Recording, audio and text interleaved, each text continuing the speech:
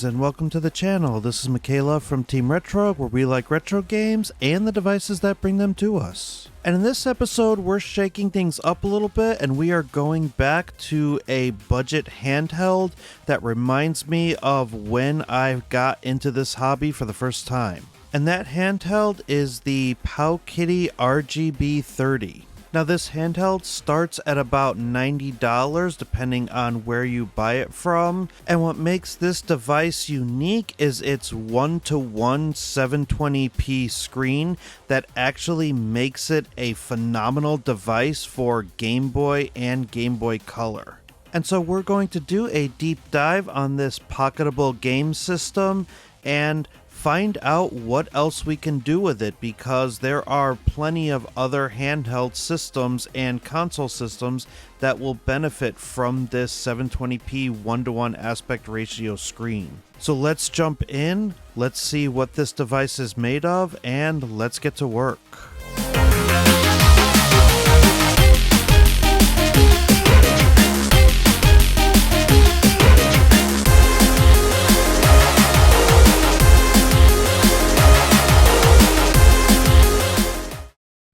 Alright, let's start with an unboxing. Now this device was sent to me direct from Powkiddy. I did purchase it with my own money, therefore all opinions are my own and nothing is influencing them in any way. And my first opinion is, why is this box so dang hard to open? Why do we need to use this much tape just to send something overseas? Either way, here we are finally arriving at the box, and it is a standard Powkiddy box. This is the same type of box structure that they use for most of their devices. And here's the unit itself, properly wrapped and with a cover. And of course, inside the box, the only thing you're going to get is a USB-C cable, as well as some directions in both English and in Chinese. And so let's go ahead and put the box aside and check out the unit itself. And first impressions are, this has a very Game Boy Advance feel to it and almost a 2DS feel to it as well.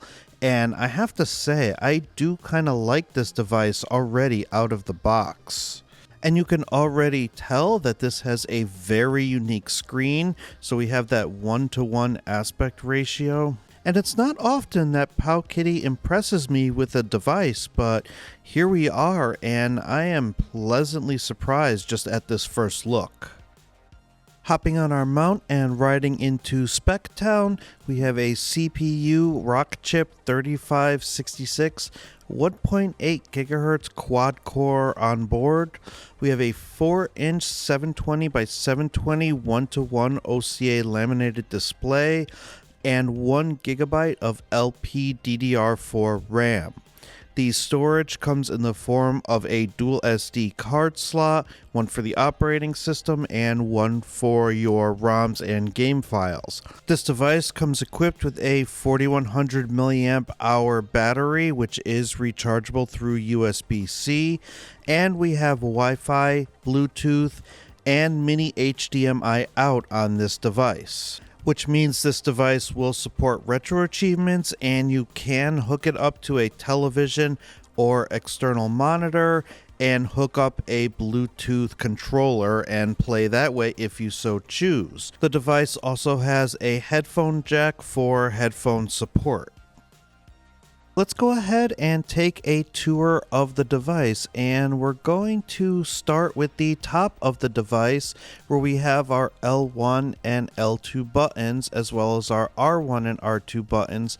Now these are not stacked. We're going to zoom out a little bit just so we can get a better view of what this looks like.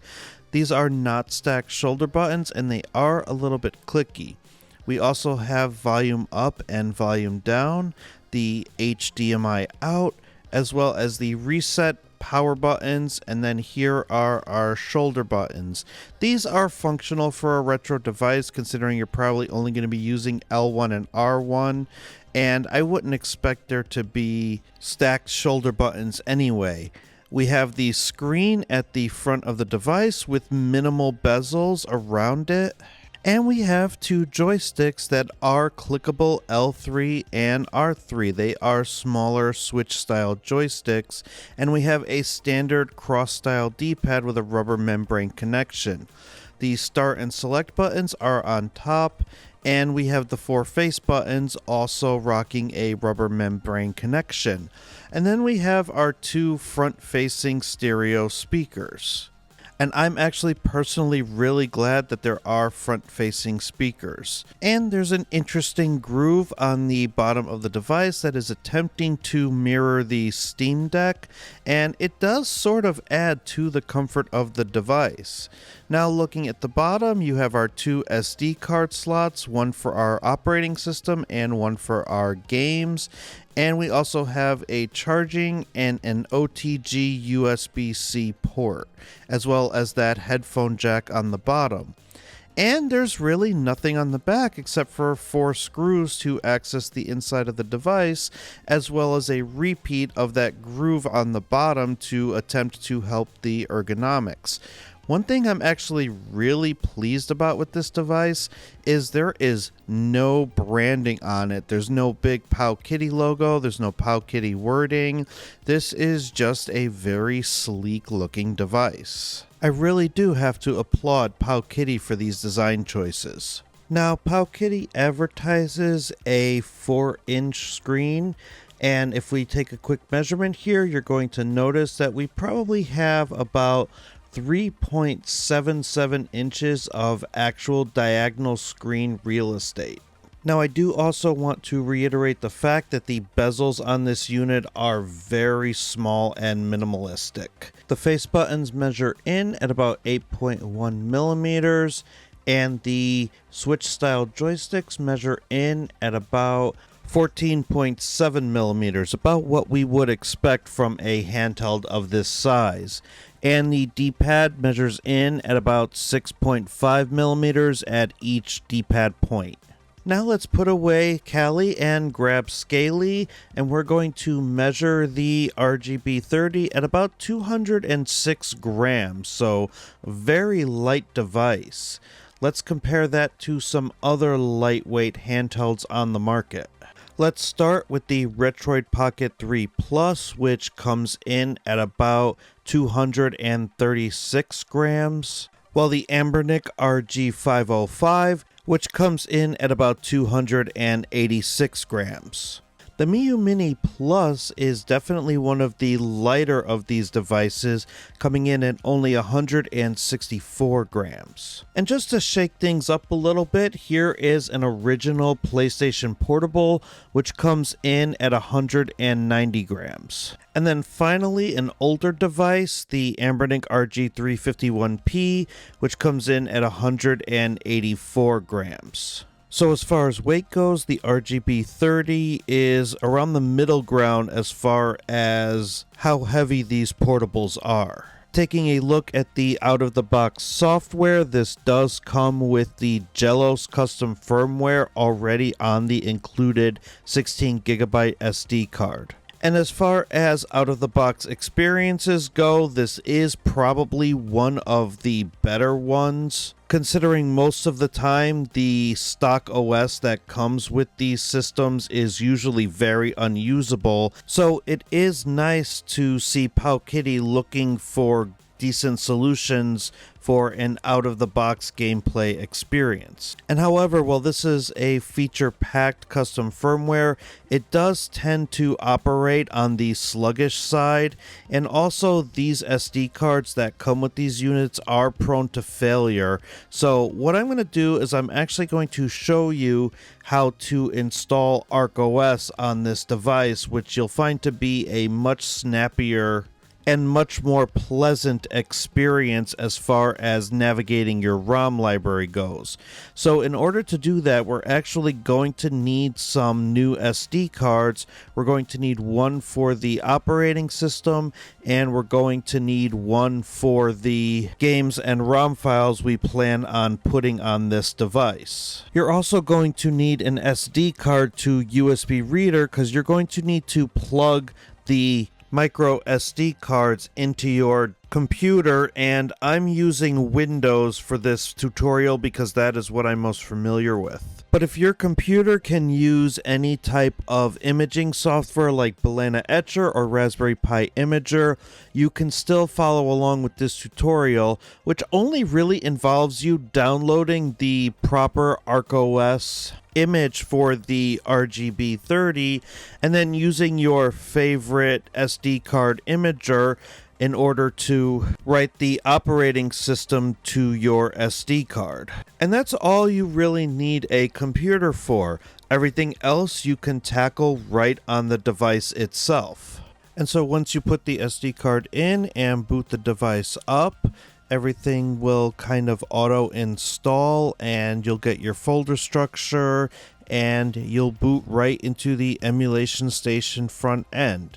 And it'll take about 2, maybe 3 minutes before you're there, so just sit tight and enjoy the scrolling wall of text, and before you know it, you are going to be in ArkOS. Now let's configure some settings right in here. Let's go into Options and Tools.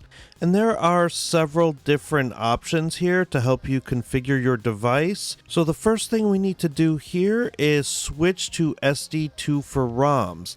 This way, if we have a second SD card inserted, it will use those for the ROM files and it will set up a folder structure in your second SD card. Now let's go back into Options and then Tools, and we're going to scroll down and turn Wi-Fi on. And this process is automatic, but your Wi-Fi card will not work unless you turn this setting on specifically.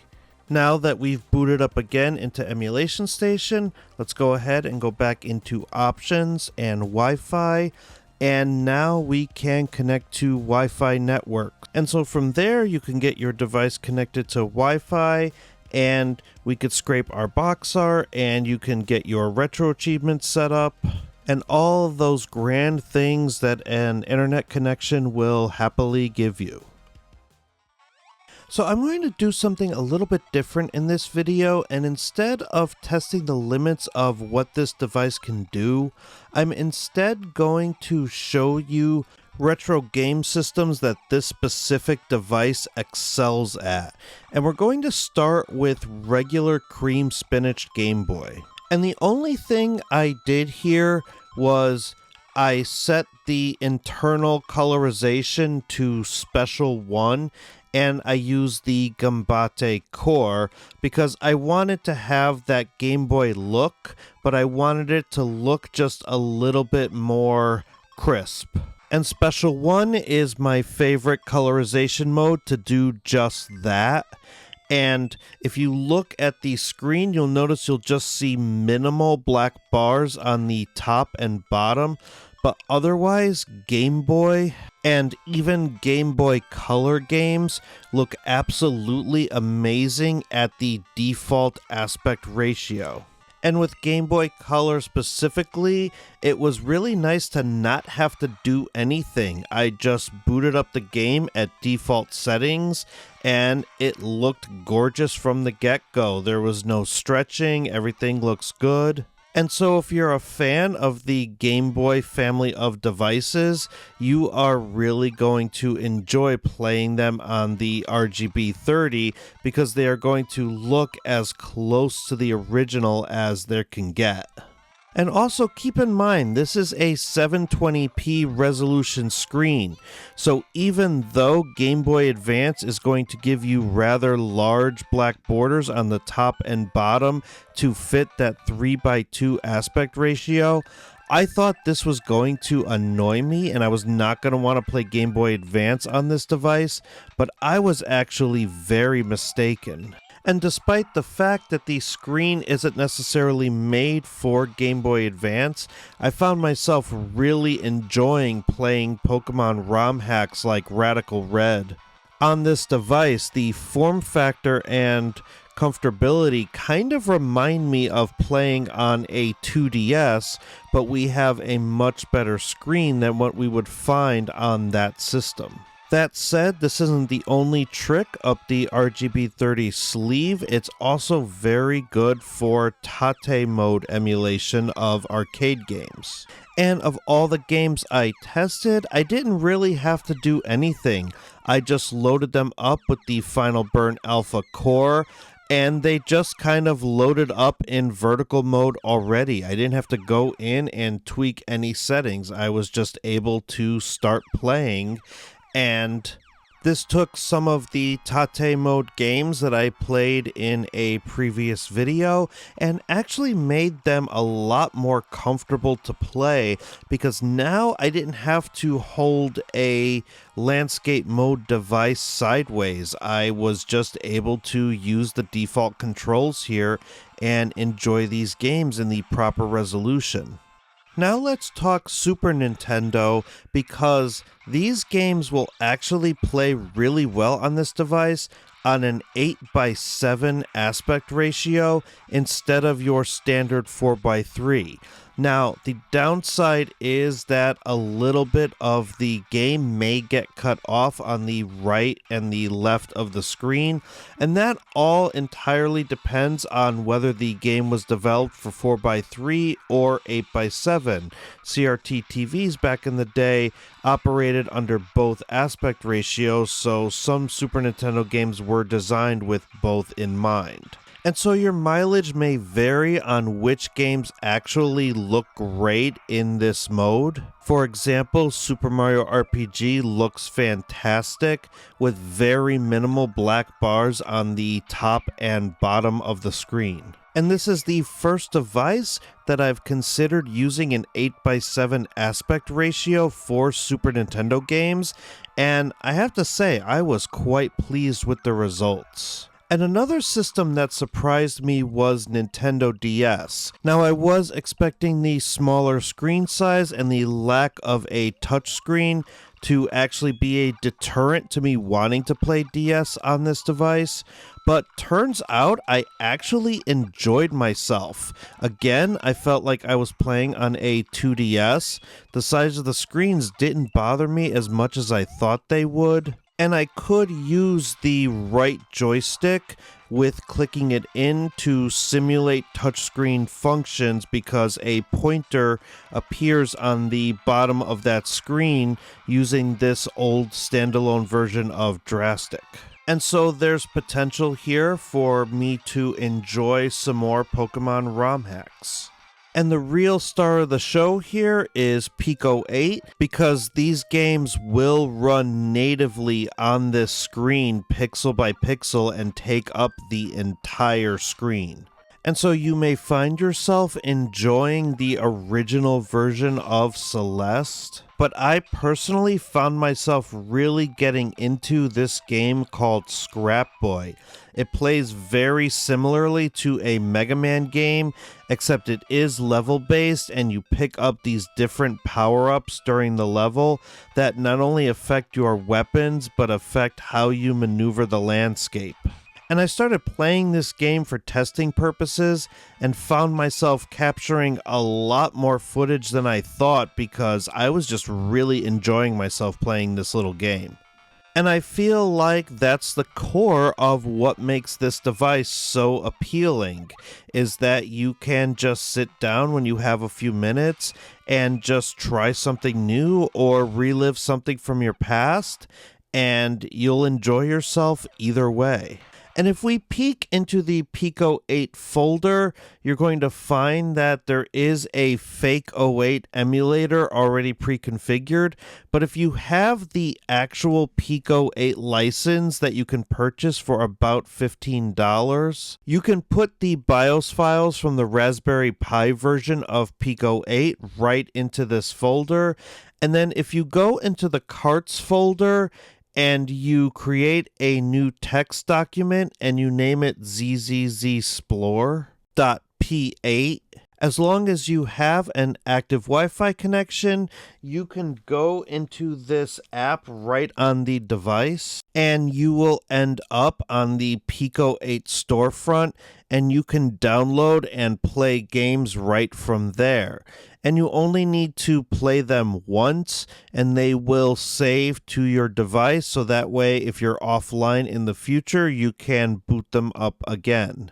And Pico 8 can be hit or miss, and there's a lot of games in here that probably should get copyrighted. Like, for example, there's a version of The Legend of Zelda that somebody made, but Super Mario is the main character. And there's just some really weird stuff in here, but then there's also some hidden gems as well, so this might be worth checking out. Alright, let's start to wrap things up with my final thoughts. And I ended up getting really impressed with this device, specifically how well it handled Game Boy, Game Boy Color, and this actually made me start to dive into the Pico 8 library to see if I could find my next favorite game there, and I found a couple of really nice gems. I do really enjoy that there is no company branding. You don't have any Powkiddy logos in your face with this device. And the ergonomics are pretty decent and comfortable for long play sessions. Like I said earlier in the video, I did feel kind of like I was playing a smaller version of the 2DS. And I do like that this device has built-in Wi-Fi and Bluetooth, which makes retro achievements possible, and you can also connect this to an external monitor if you so choose.